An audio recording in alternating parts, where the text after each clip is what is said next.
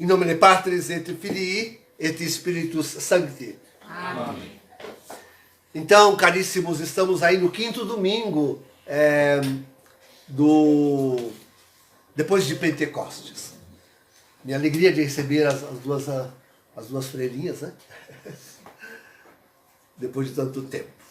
Então, queridos, já dizíamos, hein? E temos que ser alertados com isso, sempre estar alertados com isso. Essa primeira parte dos domingos depois de Pentecostes, isto é, até o 17º domingo, o pensamento da igreja se dirige para ela, para a igreja. Né? Depois é para o céu. Claro que as duas coisas sempre andam juntas, mas em todo caso propende para o pensamento da igreja. E hoje cai bem em nós. Interessante, a gente lê, estuda a palavra de Deus, mas essa me colheu de surpresa. Né? De fato, aqui, nosso Senhor, já vamos direto ao Evangelho, identifica, digamos, duas igrejas. Uma, a verdadeira, e a outra, a falsa. A gente pensa normalmente em falsa igreja, pensa que é os dias de hoje, mas não. A coisa vem de Caim. Vem de longe, vem de muito longe. Então, e com as suas falsas oferendas, hein? Vai ser a última palavra, né? Sim, no tempo de Jesus já era nítido haver uma falsa igreja. Queridos, não há o que discutir, hein? Desculpe, mas não há o que discutir. Colocar-se contra Jesus, pronto, acabou. É falsa essa igreja. Uma igreja que se coloca contra Jesus, que o leva à morte, não é a verdadeira religião. Não é. Absolutamente não é a religião de Deus. Não é a religião. É coisa do demônio, de Lúcifer, de Satanás. Não é a verdadeira religião. Não há meias palavras aqui. A distinção é neta, é clara, é distinta. E quem a faz é nosso Senhor.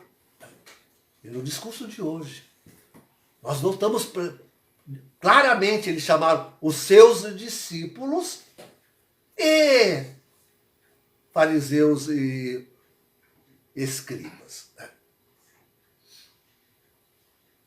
Já o pessoal se iludia pensando que aquela era a verdadeira religião.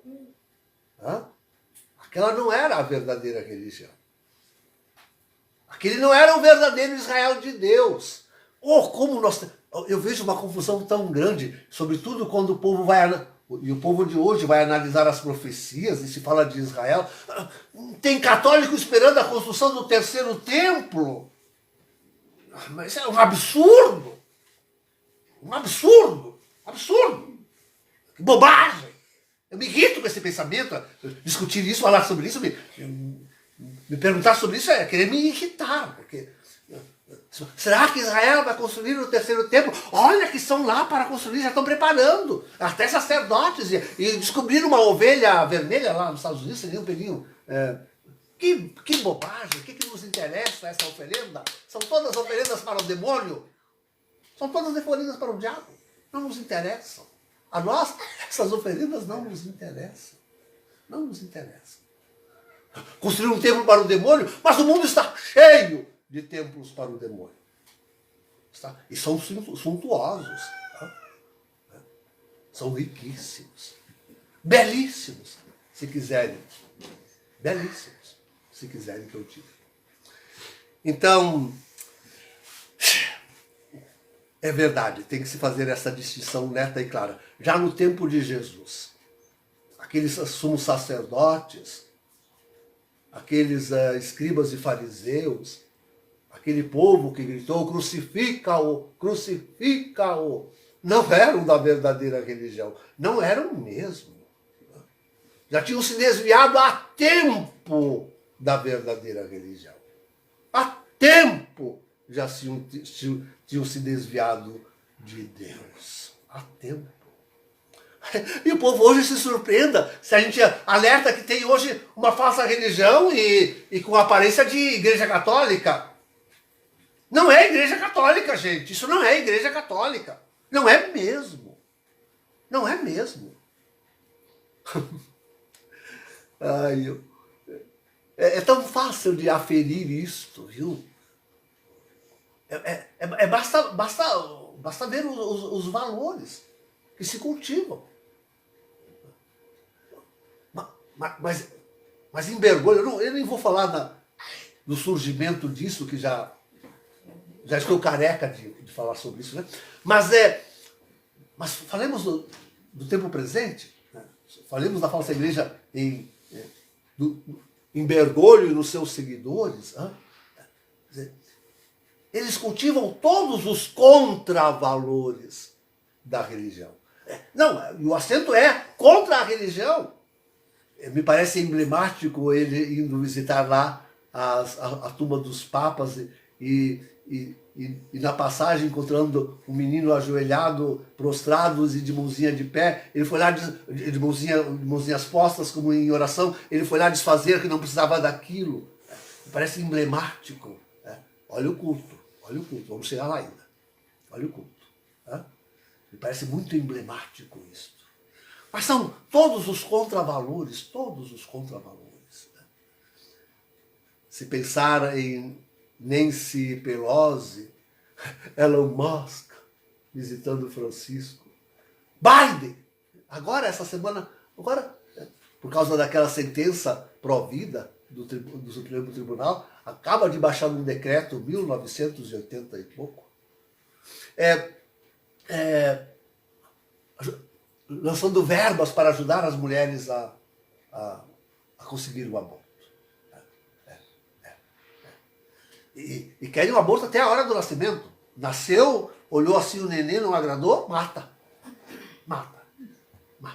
É aborto, ainda será aborto. Não, e assim, e toda essa agenda 2030, toda essa agenda que Francisco assinou, ela é toda contra valores cristãos católicos. Toda contra valores católicos. Toda.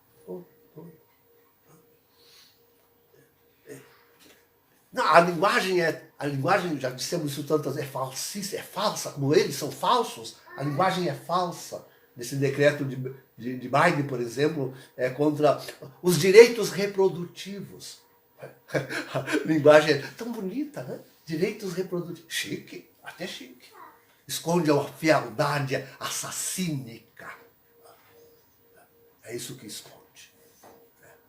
E assim, toda a agenda, todo o programa dessa gente, dos direitos humanos, direitos satânicos dessa gente, isso é de vomitar. É de vomitar, queridos. O pior é que a coisa foi nos corroendo devagarzinho, né? A coisa vem de piano, diria o italiano, vem de pouco em pouco, né? Até a gente pensar, que maravilha, agora o mundo é praticamente cristão porque tem os mesmos valores da igreja. Não, era o contrário, estávamos cegos. A igreja é que já não havia mais contravalores. A igreja que não via mais contravalor numa vida sem penitência. A igreja que não via mais desvalor numa vida entregue ao consumo. A igreja que não via mais desvalor. A lista pode ser enorme. A lista pode ser enorme. Pode ser enorme.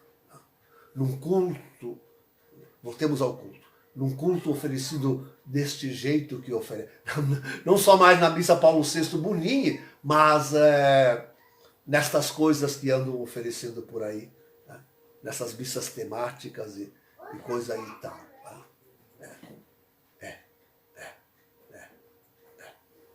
Queridos, como pode se perder tanto esse mundo? Como pode perder-se tanto a religião? E olha lá nós, hein? Eu sempre digo, eu sou um homem moderno, eu estou ainda tentando descobrir a coisa como ela realmente deve ser. Quanto nos é difícil a penitência, quanto nos é difícil a oração, quanto nos é difícil a disciplina. Peguem a carta de São Paulo, de Pedro, a primeira epístola da missa de hoje. Vejam lá como ele diz, devemos nos comportar uns com os dentro da verdadeira religião, a ver se nos comportamos assim, com humildade, no relacionamento mútuo. Só para resumir, porque é tanta coisa que ele botou lá, né? No comedimento da língua, ou a língua, essa pequena pedaço de carne aí que, comedimento da língua. Na modéstia do olhar, que atrai a paz, que faça o bem, não a ira,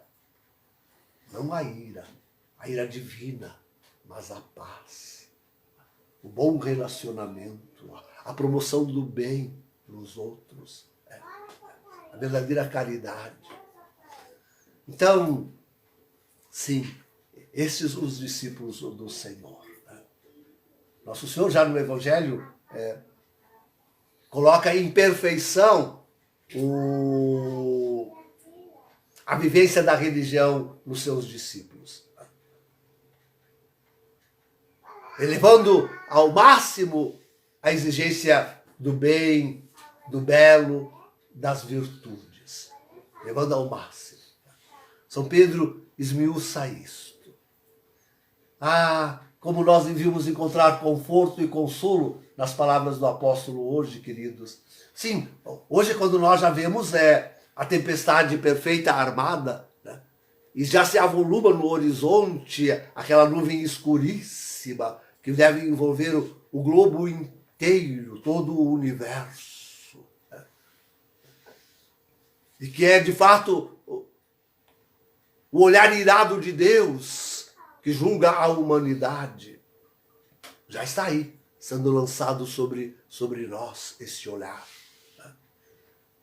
Como nós devemos ser sem medo. Tantas vezes nosso Senhor nos diz, quando nós ficamos meditando sobre os castigos vindouros que já estão aí se abatendo sobre nós, quantas vezes a advertência para não termos medo. Não termos medo. E por que não termos medo? Porque Deus nos protegerá e não sofreremos? Não! Sofreremos também, inclusive a morte.